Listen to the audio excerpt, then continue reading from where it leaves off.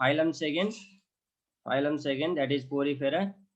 Okay, before learning some characteristics of Porifera, we have to know some terms. That is pore, and pore means tiny opening in the surface. Tiny opening in the surface. In simple term, we can just see small type of holes on the surface. Sessile means they are fixed in one place. Sessile means they are fixed in one place. They are immovable. Like as a plant, they are fixed in one place. And sponge means soft porous marine substance. Soft porous marine substance which readily absorb the liquid. They are soft porous marine substance. Porous means they have small type of hole, small hole in the general body surface, and they are marine means they marine is related with the sea or ocean. Soft porous marine substance which readily absorbs the liquid. Which can absorb liquid. Okay, phylum Porifera. Porifera is derived from Latin word porous, that means pore, and fero means to bear. So phylum Porifera include those animals which have pores in their body, And you can see in the first picture here a person put some ink outside of that cyclone, and from that small pores of that cyclone, the ink enter in that cyclone, and it exit out from the um, upper beak opening. And in next picture you can see there spongilla.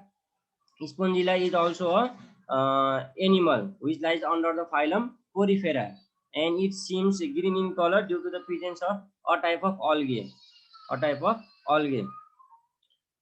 Okay, now let's discuss some characteristics of phylum Porifera and general characteristics of Porifera. They are first multicellular animals. In previous phylum we discussed about Protozoa. Protozoa are simplest type of unicellular animals, microscopic animals, whereas this Porifera phylum include the animals which are multicellular.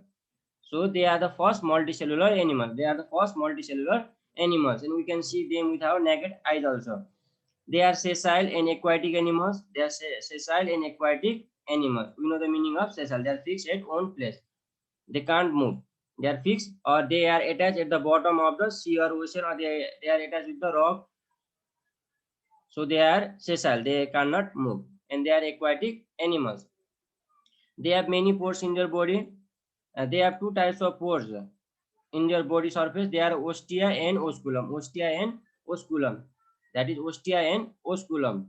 Ostia is the small opening throughout their body, and osculum is a big upper opening through which they throw out the extra water. As you can see in the first picture, it take that ink through that ostia, and it exit out through the osculum.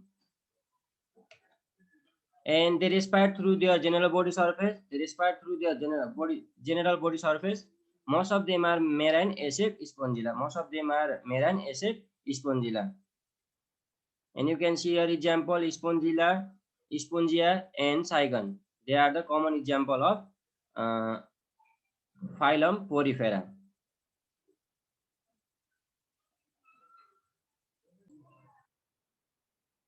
Now discuss about Now we'll discuss about the third phylum, that is Cylindrata. And before starting them, we have to understand some terms related to the phylum Cylindrata. And number one is tentacles. Tentacles means hand-like structure. Tentacles is a hand-like structure. As you can see in the picture, this part is known as tentacles. And another new term is nematocyte. Nematocyte is also known as a stinger. What is the function of it? Okay, it paralyzes or paralysis means it can make the species or the animals or their peri immovable. Okay, it cannot move. Paralyzed means same thing, unable to move. The peri by injecting the poison and help to catch the peri as well as help in the attachment and defense them.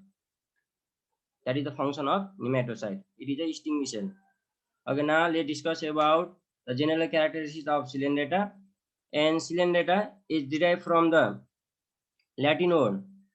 Latin word cello. Cello means cavity. Entron means intestine. And eta means group. So this phylum include those animals which have central hollow cavity. They have central hollow cavity. Central cavity. Okay. Then now general characteristics of Cylindrata are number one. Body possesses an internal hollow cavity known as cylindratron. The internal hollow cavity is known as cylindratron. Body is sac shape with a single opening, that is mouth is only present but no anus. There is only mouth but no anus. Mouth is usually surrounded by tentacles. Mouth is usually surrounded by tentacles. Tentacles are the end-like structure found in the mouth region of the cylindrata. And tentacles help them for feeding, for searching the food or for catching the food as well as for movement. They have sting cell called nematocyte or nidoblast. Sting cell, they have sting cell called nematocyte or nidoblast, and it we already know that it helps in making that peri, that immovable or paralyzed, so that they can easily make them their food. Or beside that, it also help in that attachment and defending mechanism also. And in case of reproduction, Cylindrata, phylum animal, they can reproduce asexually and they can reproduce sexually. Asexually, they reproduce by budding, and sexually, they reproduce through ova and sperm. And they are aquatic animals. They are aquatic animals, and most of them are found in marine sea, but Hydra is found in fresh water. An example of Cylindrata are Hydra, jellyfish, coral, sea anemone, etc. Okay. Again, let's revise the features of that Cylindrata phylum. They have single opening called mouth, but no anus. They have hollow internal body cavity, that is Cylindratron. Okay, hollow body cavity. Here is written a gastrovascular cavity, that is related same like our intestinal cavity. It is a hollow cavity. Just remember, they have hollow cavity.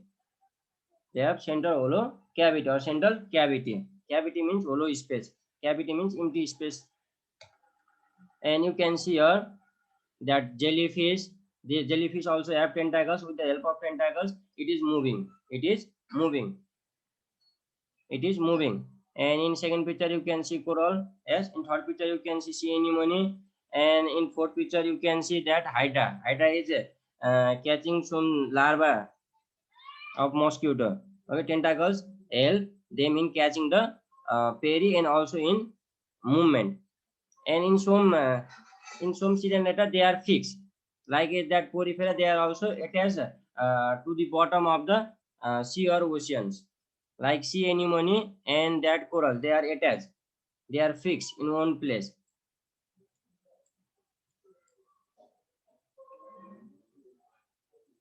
And here you can see the hydra. Hydra reproduce asexually through budding. Through budding.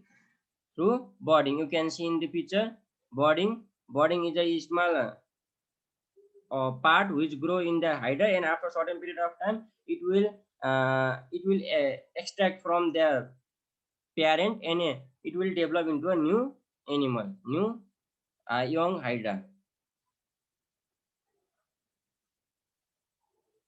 You can see clearly in the picture here. There will grow the some regions here in this part, and from that it will be a new hydra. From there it will grow the bud, and from that it will separate from that parent hydra, and it will become a new hydra.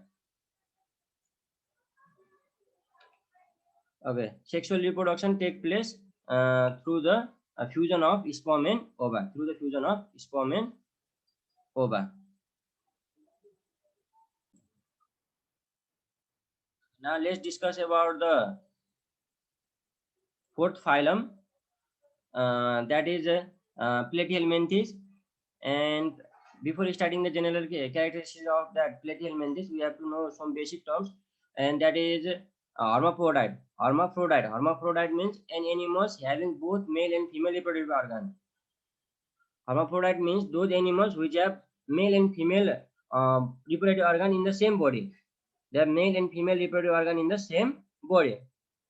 And parasite means the animal which suck their food from other animals, which get their food from other animals. They are known as parasite. They are known as parasite. And host means an animal or a plant from which parasite get their food. From where parasite get their food, they are known as host. They are known as host. For example, if mosquito sucks your blood, yes, mosquito is a parasite, a type of parasite which sucks your blood, which sucks your blood, and you are the host. You are the host. You are the host because it gets the food or nutrient from you. So you are the host, and the mosquito is a parasite. Okay, now let's discuss about the characteristics of platyhelminthes. And platyhelminthes is derived from the Greek word that is platus, that means flat, and helminthes means ohm. Helminthes means ohm. And now general characteristics of platyhelminthes, that is they have flat body. They have flat body with ribbon, leaf or tape like shape. They have flat body. They have flat body with ribbon, leaf or tape like shape. They are usually parasite, but few of them are free living also. Most of them are parasite, but few of them are free living. Few of them are free living, like planaria. Body is unsegmented except tapeworm. Tapeworm body is segmented. Segmented means their body is divided into the different line by making, for a suppose this is a tapeworm and its body is segmented. Segmented means separated line. Okay, like this, segmented. Segmented. This is the meaning of segmented. And they usually have hook. Those plagiarism who are parasitic, they usually have hooks and sucker. Hooks and sucker. Hooks and sucker. As you can see in the picture, sucker sucks the nutrient from that animals in which they are dependent, and that hooks give a grip, or hook help them to attach in the intestine for gripping. Hook hold them tightly, and through the sucker they can suck the nutrient. And they have mouth but no anus. Like Cylindrita, they also have mouth but no anus. They have mouth but no anus, and they are hermaphrodite. They are hermaphrodite. Hermaphrodite means male and female reproductive organ is present in the same body. Male and female reproductive organ is present in the same body. And some common example of platyhelminthes are tapeworm, liver fluke, planaria, blood fluke, etc. Tapeworm, liver fluke, planaria, blood fluke, etc. They are the common example of platyhelminthes. Okay, you can see here in the first picture you can see there is a tapeworm, and tapeworm you can see there hook and sucker, hook and sucker, hook and sucker, hook and sucker. This part is hook and this part is sucker. This part is sucker. Here also you can see same thing. And they are tapeworm. Tapeworm. They are flat in shape. And they have segmented body also. You can see there is segment in their body. This is known as segment. And this tapeworm is generally found in animals, domestic animals, like in our cattle, like pig, goat, cow, buffalo, etc. And it infect them, and they can be excreted out through the stool of that animals, stool or dung of that animals.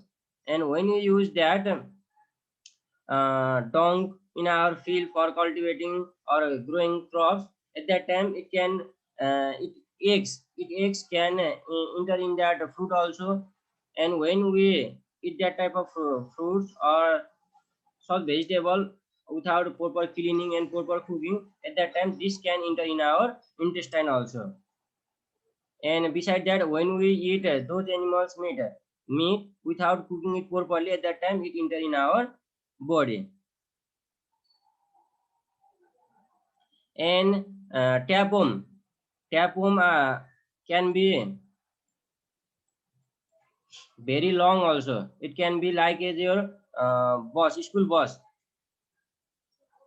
height of your school bus or length of your school bus also. And beside this, liver fluke affect the liver of the animals, and it can also affect the human being also. And planaria, yes, and this one is blood fluke.